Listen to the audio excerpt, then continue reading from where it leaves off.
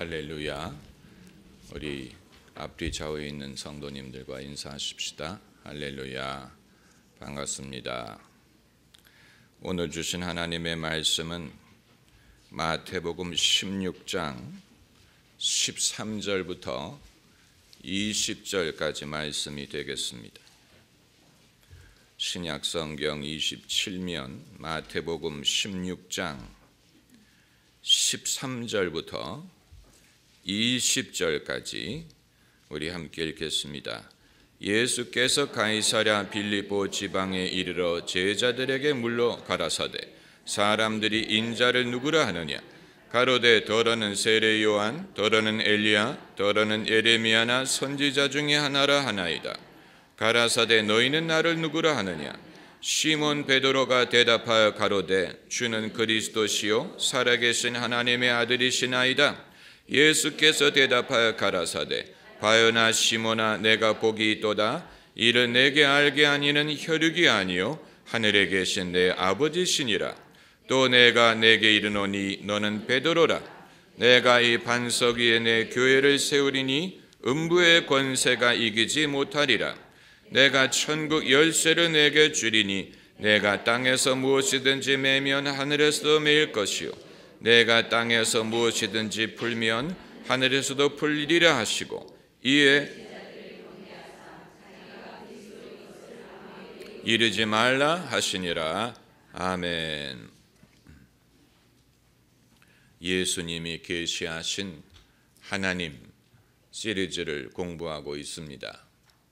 저도 정답을 다 미리 알고 여러분에게 이 설교를 하는 것은 아닙니다. 저도 성경을 연구하면서 하나씩 찾는 보배를 여러분과 나누고 있습니다. 미리 정답을 다 알면 재미가 없지요. 똑같은 성경 구절을 읽더라도 어떤 관점에서 읽느냐에 따라서 전혀 다른 보배를 캐낼 수가 있습니다. 성경을 공부할 때 어떤 관점을 설정하느냐 하는 것이 상당히 중요합니다. 유수한 설교자들이 설교를 잘하는 비결이 어디에 있느냐? 그 비결은 말을 잘해서가 아니고 성경을 보는 관점이 우수하기 때문입니다. 거기에서 벌써 차이가 발생하는 것입니다. 예수님은 하나님을 계시하셨는데 예수님이 계시하신 하나님을 우리가 성경에서 발견하는 것뿐만이 아니고 하나님이 예수님을 계시하셨다는 사실을 발견합니다. 그게 바로 오늘 본문 이 17절에 바요나 시몬아 내가 복이 있도다. 이를 내게 알게 하니는 혈육이 아니요 하늘에 계신 내 아버지시니라. 베드로가 예수님과 수년을 함께 지내고 예수님의 기적을 보고 예수님의 말씀을 들었지만 베드로로 하여금 예수님이 그리스도시요 하나님의 아들이심을 깨닫게 한 것은 하늘에 계신 아버지시라는 것입니다. 아버지가 알게 하는 것이 없었다면 베드로든 누구든 예수님을 그리스도요 하나님의 아들이라고 고백할 수 없었다는 것입니다. 아주 중요한 것입니다. 우리가 2000년 전에 예수님을 직접 뵐 수 있었다면 얼마나 우리 신앙에 도움이 됐을까? 내가 예수님을 직접 뵐 수만 있었다면 눈으로 예수님을 뵐 수만 있었다면 예수님의 이적을 하나라도 볼 수만 있었다면 내 믿음이 얼마나 도움을 얻었을까라고 생각을 하기 쉬운데 예수님과 3년 반을 함께했던 제자들도 예수님이 누구신가를 고백할 수 있었던 비결은 하나님이 그것을 알려주셨기 때문이에요. 그렇다면 오늘날 우리가 예수님을 구주로 고백할 수 있는 것도 똑같은 원리라는 얘기입니다. 아버지가 그것을 우리에게 알려주셔야 우리가 예수님이 누구인가를 깨달을 수 있고 고백할 수가 있습니다. 이것은 아주 중요한 것입니다.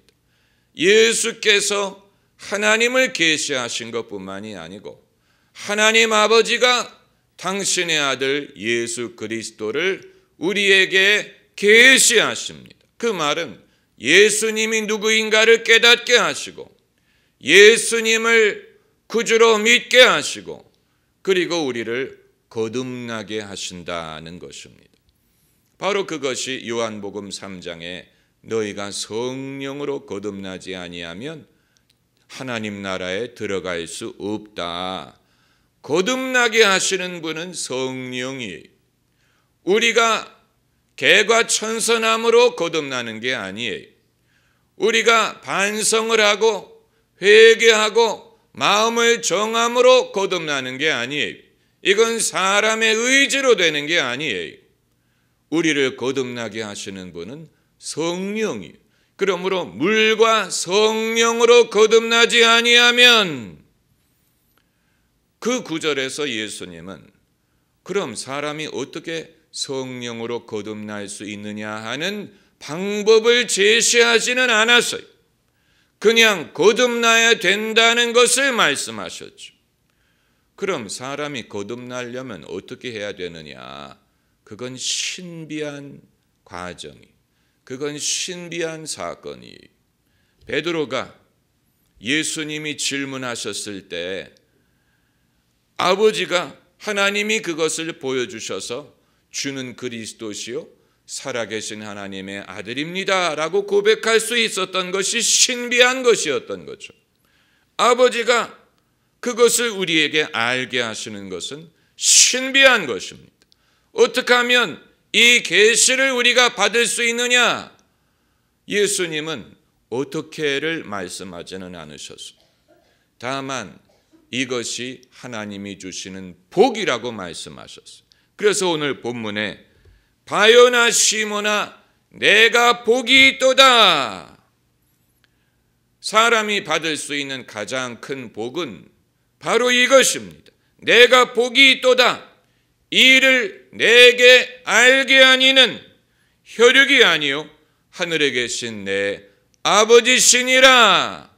사람이 받을 수 있는 가장 큰 복은 바로 예수님이 누구이신가를 깨닫고 믿을 수 있도록 하시는 아버지의 계시, 그것이 가장 큰 복입니다.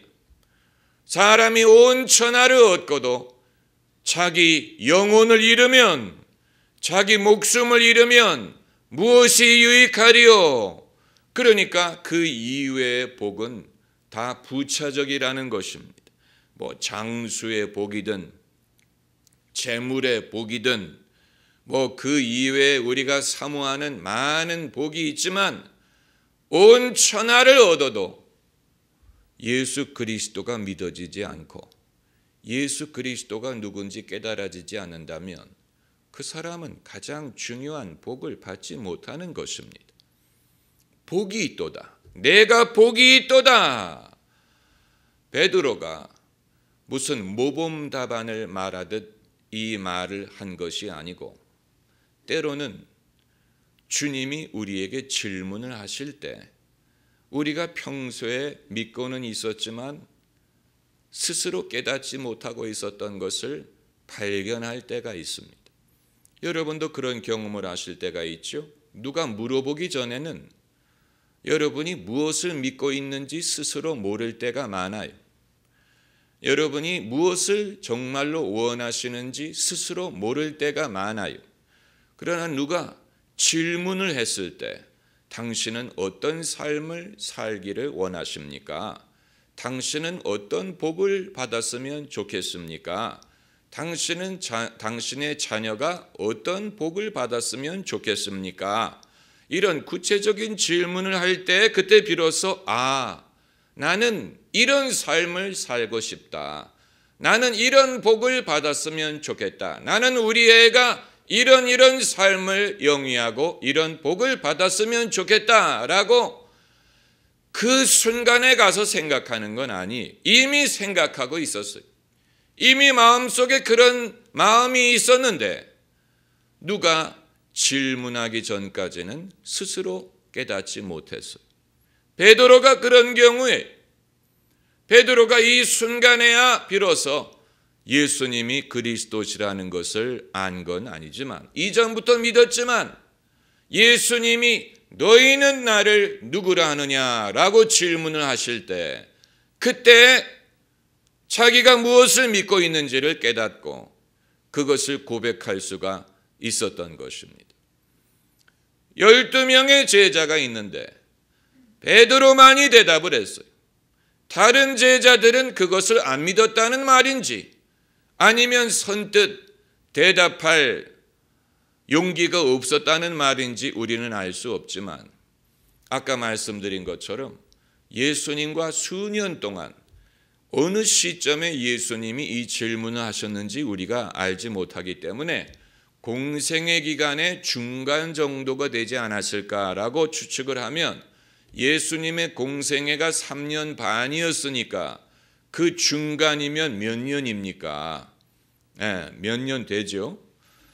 그러니까 그동안 예수님과 함께 지내고 기적을 보고 예수님의 말씀을 들은 그것을 근거로 예수님이 누군가를 말한 게 아니고 그걸 보고 듣는 게 당연히 도움이 되지만 그러나 예수님이 그리스도시요 하나님의 아들이라는 것을 알게 된 것은 하늘에 계신 아버지가 알게 하셨기 때문이라는 것입니다.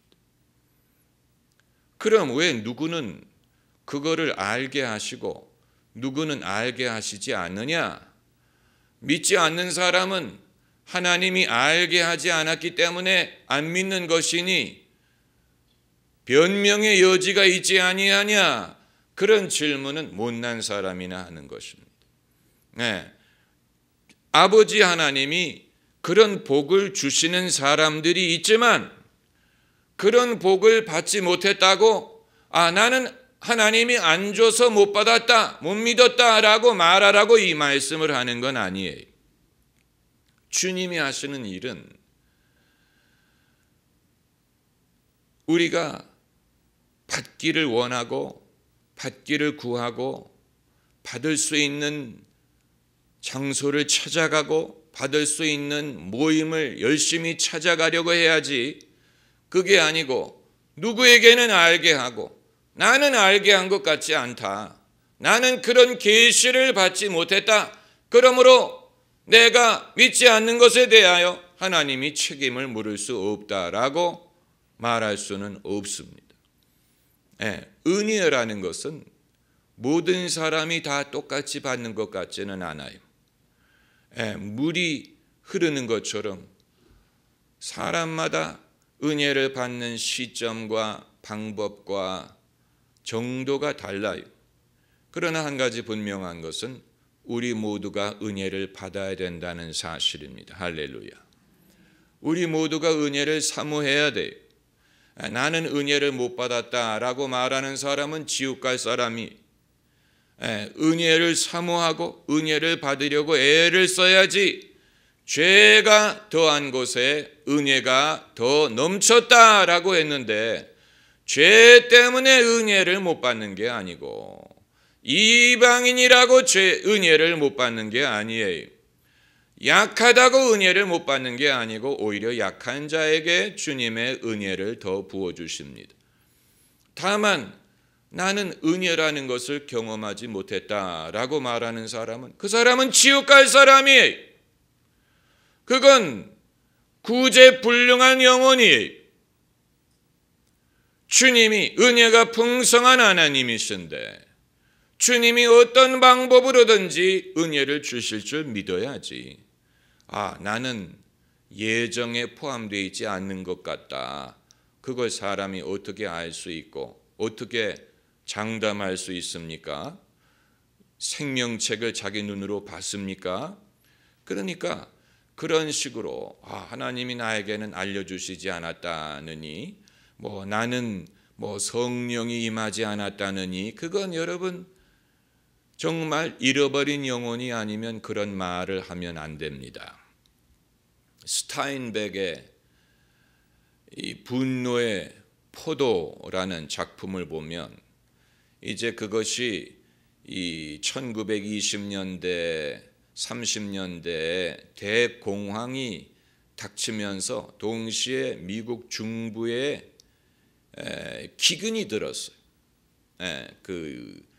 그러니까 황사와 비슷한 이 현상이 일어나 가지고 모래바람이 불어오면서 농사를 망치게 됐다 그래요. 구체적인 건 저도 잘 이해가 안 되는데, 그래서 오클라호마라든가 이런 데 사는 농부들이 농사를 망쳐서 그들이 새로운 삶을 찾아서 캘리포니아로 이주하면서 발생하는 일을 그린 소설이 바로 분노의 포도입니다. 그런데 그 이주하는 과정에 전직 목사를 만나게 됩니다. 전직 목사. 지금은 목사가 아니, 지금은 그야말로 이 혼자 방황하는 방랑자가 됐어요. 그래서 이 식구들하고 합류해서 이제 같이 캘리포니아로 가게 됐는데, 이 전직 목사가 뭐라고 말하는지 아십니까? The Holy Ghost left me. 성령이 나를 떠났다. 이 말을 하는 장면이, 성령이 자기를 떠났다는 거예요. I've got the Holy Ghost no more. 나는 더 이상 성령이 없다. 이런 식으로 자신을 말하는 장면이 있는데, 정말로 성령이 누구에게 오셨다가 떠나실지, 성령은 그런 분이 아니에요. 너희와 항상 함께 하시리라고 하셨고, 또 시편에도 주의 성령을 내게 거두지 마옵소서라는 구절이 있는데, 하나님의 은사와 부르심에는 후회함이 없다 그랬어요.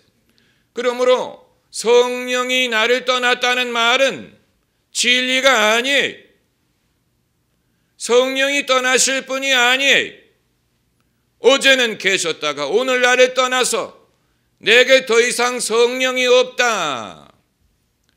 그건 그 사람이 애초부터 성령이 없었든지, 아니면 무지와 불신에 사로잡혔든지 그런 것이지, 성령이 과거에는 함께 하셨는데 떠나갔다.